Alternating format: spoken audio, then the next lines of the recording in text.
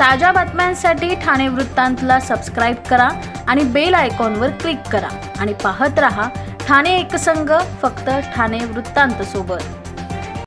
डोंबिवली पूर्वेतील सागाव भागातील 2 अल्पवयीन मुलींचा विनयभंग करणाऱ्या एका नराधमाला मानपाडा पोलिसांनी नाशिक जिल्ह्यातील सटाणा तालुक्यातील एका गावातून अटक केली आहे।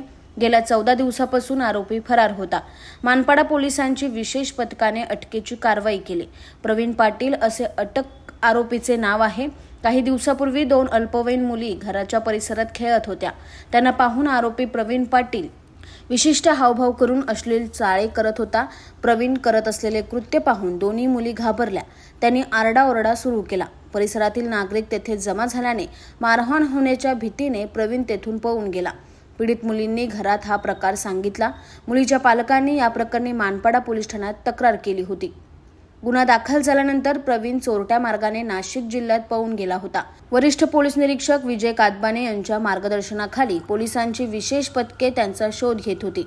तांत्रिक माहितीच्या आधारे प्रवीण सटाणा तालुक्यातील एका गावात लपून बसला असल्याची माहिती पोलिसांना मिळाली होती। पोलिसांनी आरोपी राहत असलेल्या गाव परिसरात पाळत ठेवली। प्रवीण गावात असल्याची खात्री पटल्यावर पोलिसांनी रात्रीच्या वेळेत त्यांच्या घरावर छापा टाकून त्याला अटक केली।